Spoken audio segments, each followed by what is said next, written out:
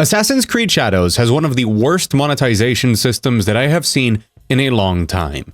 It exists exclusively to confuse people, to frustrate them, and to guide them down a path where the solution to any of your problems is to spend money.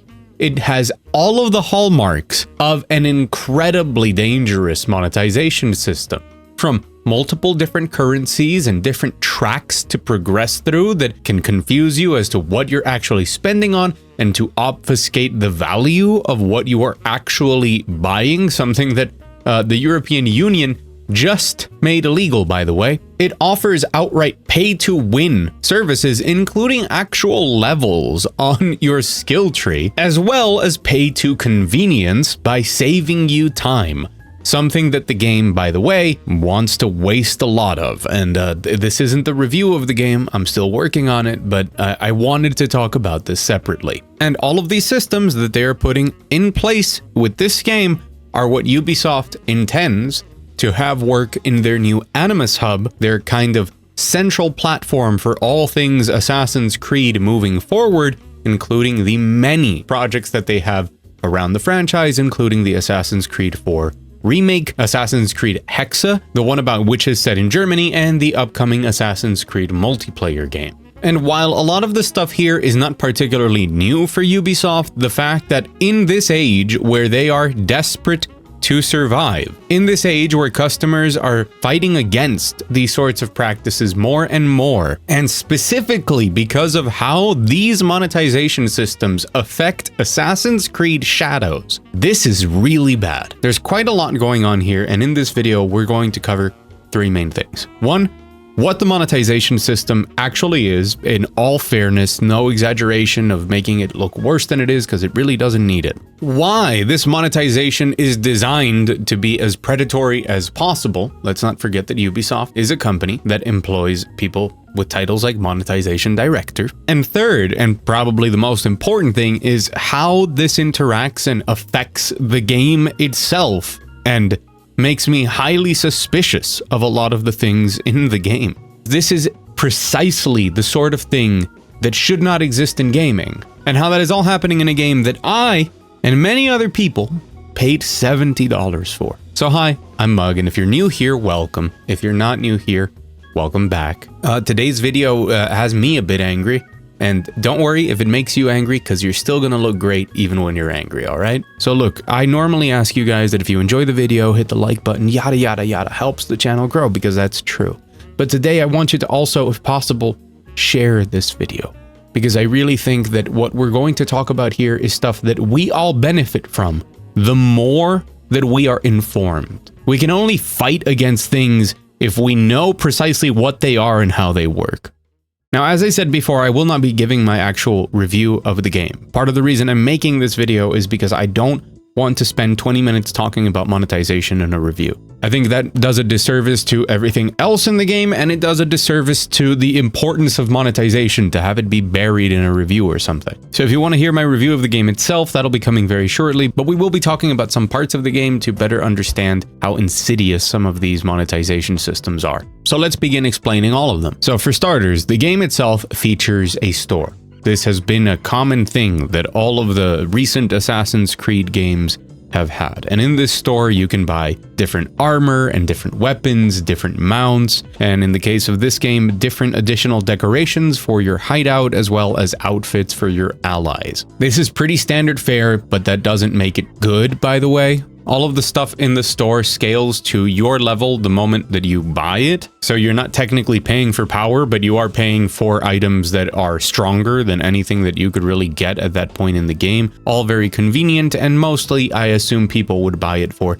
the aesthetics because they look cool. Which is funny because you can't use those weapons that you pay for as a visual customization option. At least the outfits are transmog, if I am not mistaken, so at least there's that. Now there's a whole host of problems with this of the usual variety, and more important to me at least is that a lot of these crazier, wacky outfits that are way more out there than a lot of the stuff that I've seen in the game so far, which there is a bit of wackiness in it, But you know, flaming weapons and stuff are not super hidden, secret, cool things that you get for completing every challenge in the game, or for completing every type of one side quest. You get a cool armor for one of the characters. No, those things are now relegated to the shop, where you can pay $18. $18 for a pack for one of the characters for one outfit with a weapon, or $23 for the same theme but for both characters. So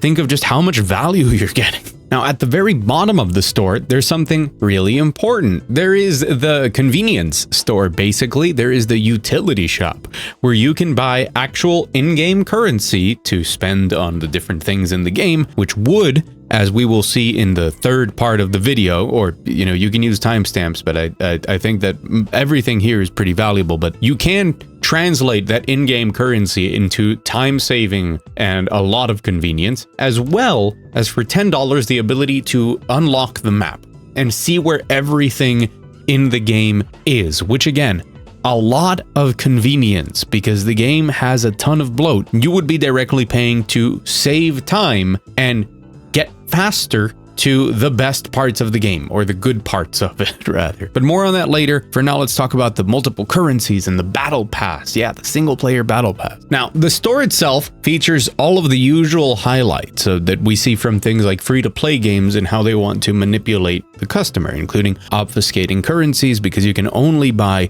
Helix credits in packs, which give you a certain amount of credits so that then you can like end up at odd numbers, for example. However, that is not the only way to get this. It's also not the only way to get some of these items, because there is a free way of obtaining them, which might sound like a good thing on paper until we get into it. And I suspect that this is the part of this that a lot of people are going to ignore, and I think that it's really important to talk about it because it is just as dangerous as the other just having a store part. Assassin's Creed Shadows introduces projects, something that they have talked about extensively when discussing the Animus Hub, something that I have been talking about as a nightmare hellscape of a live service for single-player games for 7 months now. Gets exhausting. Projects are basically battle passes for this single-player game, which over time they are going to introduce more of. And in these battle passes, you can obtain a number of different things. From exchange credits, not the same as the Helix credits from before, different currency for a different store, to items and weapons and armor and all sorts of stuff for the game. And at least the ones that are here right now are exclusive to these projects, and these projects are not something that you can pay to advance yet. Instead, they come with weekly missions that you can complete in order to progress through the passes and obtain all of these things. And we also know that there are ways of obtaining some of those premium credits through some challenges in the game and through stuff regarding UB Connect and achievements there and stuff like that. So you can complete this battle pass by doing your weekly missions in the game, in the single player game, to progress through it and get different items, as well as receive currency for the exchange. In the exchange, in a rotating shop that changes weekly and daily, you can pay with this other currency to obtain weapons and armor and a lot of stuff that is also in that Helix credit, just straight up money shop. This technically allows players that want to play every week and do these missions to accumulate some additional gear and stuff in the game and enough exchange credits to get maybe an armor or a weapon that they really like from the paid part of the game, but for free in the $70 game. Remember that. Now, I know for a fact that some people will say, well, but that's good. It's good that there's like this option to get this stuff for free. It's not that different from earning it in game, right? You're technically doing challenges in the game and then getting some cool stuff for it. Isn't that what you were talking about earlier? First of all, no, completely different, because the value of these things now has to be measured against their real price in money, and it's gated by weekly playtime in order to complete a battle pass. And that's, ignoring the fact that this is a full price game, okay? But this is where the system is so disgusting. This is the trick. This is the secret. And even though what I'm about to talk about might seem obvious to some, I also want to say that I have consulted with 2 behavioral psychologists regarding this to really categorize how insidious it is and what the goal of it is, okay? So hey, let's set the stage. We know about the two monetization systems. One of them you just pump money directly into, and in the other one, you can earn stuff for free. But that stuff that you earn for free is in exchange for your time, and not just like your time grinding out the game itself. Theoretically, that is possible. You can obtain some of the credits for the exchange in the game in these little floating cubes. They give you 30, by the way, just nothing.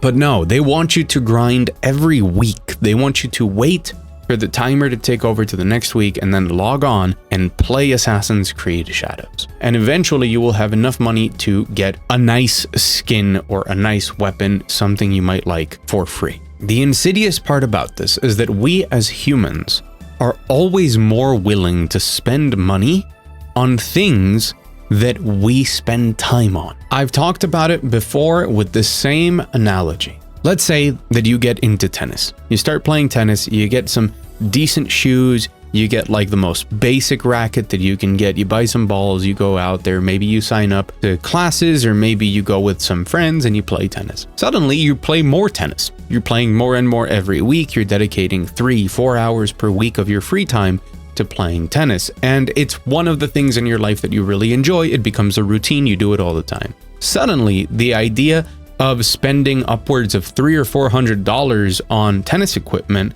which seemed stupid before, now seems like a great investment. You're very much willing to spend that money because of the joy that tennis brings you, and more importantly, how much time it takes up in your life. There's this very basic thinking in our heads of like, why would I not spend money on something when it's like the only thing I do? And I've known plenty of people, and I'm sure you do too, that have been like, why wouldn't I buy this skin in this game when it's the only game I play and it makes me happy, right? I'm spending 15 hours a week every night grinding Marvel Rivals. Why wouldn't I buy a skin? What Shadows aims to do by locking some of this cool stuff behind you coming in and playing the game every week is that you create a habit of playing a bit of Assassin's Creed Shadows every week. You log on and you do your missions. Even if you finish the game, you continue to fill out the map and you prioritize doing your weekly missions to progress your battle pass to eventually get one free paid item, until you are spending enough time and are making enough of a habit of playing Assassin's Creed Shadows that one item for all that time you took doesn't really seem fair, but you've been playing so much. So since you've played so much, why don't I just spend $15, $20 on the cosmetic pack that's going to make me happy? If this is really the only game I play, and you hopefully, at least in the case of Ubisoft, this is what they want, is that you forget that you paid $70 for this game and that it should have all of these sorts of doodads and trinkets and extras in the game, not in a store. The easiest way to make somebody spend money that they shouldn't spend on something is for them to justify it to themselves. Give them the easy way out. Give them the tools that they need to convince themselves that it's worth it. And there's no better tool for that than just having a person spend more time on it. But this is not even the most insidious part. The most dangerous part is how it potentially affects the actual design of the game. So at the very bottom of the paid for store, as I said before, you have a couple of really important things. You can buy money in the game. You know, you could use for a lot of convenience, from buying gear and weapons to, more important, unlocking fast travel points and actually finding objectives. You can buy supplies to improve your hideout, which again ties into gameplay, and probably the worst of them all, that for $10 you can unlock the map so that you know where all of the things are which you would need to level up efficiently. And normally, and we've seen this argument many times over for many different games, like let's remember Dragon's Dogma 2. The whole conversation around Dragon's Dogma 2 was that the game itself might have been modified, changed, in order to incentivize people to spend real money on the convenience. In other words, there are roadblocks put in place artificially that are then given a solution. They are essentially selling you the solution to a problem that didn't need to exist. Now, in the case of Dragon's Dogma 2, that was not the case, and the monetization of Capcom games is a whole other conversation. But in Assassin's Creed Shadows, this is a conversation that's much more interesting. So in order to really explain this, I have to give a sneak preview of my review. Assassin's Creed Shadows is incredibly bloated. It is not as bloated as Valhalla, but it is an incredibly bloated game with mind-numbing activities for you to waste your time and kind of just go into a flow state or a podcast game, if you will. Just absurdly stupid tasks that you need to do in order to level up and fully explore a lot of the areas in the game or obtain gear in order to keep current with the main story and progress it. The map in Assassin's Creed Shadows is huge, and its traversal is as mind-numbing as many of the tasks that you will do in those side activities. And I have to stop myself from getting into like game design and open world game design specifically, like to talk about it and why having traversal be boring and having the activities that you do as a reward for exploration be meaningless mini games instead of meaningful, cool experiences intrinsically is a problem. But that is what we are dealing with here, okay? But it is also a game that highly focuses on the idea that exploring the open world is necessary for progress because you need to level up, you need to obtain gear, and all of your objectives in the game are hidden. You get a lead, which gives you a general area where they might be, and then you just have to run around until you find it using your assassin's eagle vision instinct and stuff, your investigation mode. But you can also, this will matter, you can spend money or wait time to get access to scouts, which you can select the map and kind of ping an area to see exactly where the objective is, to see if it's in that area you pinged, and then it'll boop, pop up, and then you can just go straight there. And if you ever run out of scouts, you can pay in-game money to refresh your scouts and have more to keep pinging the map. And hey, that store sells money, right? So if you don't like the fact that the game wants you to essentially waste your time running around different areas in order to discover where an objective is, you can just bypass that entire thing by spamming scouts. Of course, that'll cost you money, and money can be pretty tight in the game, especially as you progress through the main story. So you might feel tempted to not deal with the bullshit of going around and looking for the objective and end up spamming scouts and run out of money and then be tempted to buy money. And for a game that features like a million different accessibility features when it comes to combat and stealth and voiceover and canon mode and all of that, it's really interesting that they don't have an accessibility option of just like tell me where I'm supposed to go instead of having me waste my time hunting around for where I'm supposed to go. But that's just the money part. What about the unlocking the full map thing? Well, as you explore the game, you will find different places that have activities, and these activities reward you with knowledge points, which are basically a separate leveling thing. You have your actual character level, but to progress through your skill tree, you need to increase your knowledge level, which comes from doing side activities. Again, these are mind-numbing side activities. One of the most common ones is temples. So every temple that you arrive in at the game, it's going to be one of two things. It's either find the missing temple scrolls. Why they're missing, nobody knows, which basically boils down to running around, holding down the left trigger until you spot the little white glowing orb, which is a scroll. And no, this isn't intended for you to do it without looking for the glowing orbs, because a lot of these temples and areas in general are huge, and you would just spend an absurd amount of time looking for something that has no visual indicator. It is clearly intended for you to reach a place, hold down the left trigger, look around, find where they are, run, and collect them. Wow, gameplay. The other option, which is even more mind-numbing, is to pray at shrines. Normally, these are like 3 shrines, and unlike the scrolls, which can be at least like hidden in buildings and stuff where you might have to do a little bit, like the most basic problem solving of hold A to climb around something. These are normally on the ground because they're shrines for people to pray at, so you just run up to them and pray, and you have to wait until the animation finishes at each place, and congrats, you got a knowledge point. There's other activity things from meditating to doing katas with Yasuke, but in order to do them, you have to explore the map.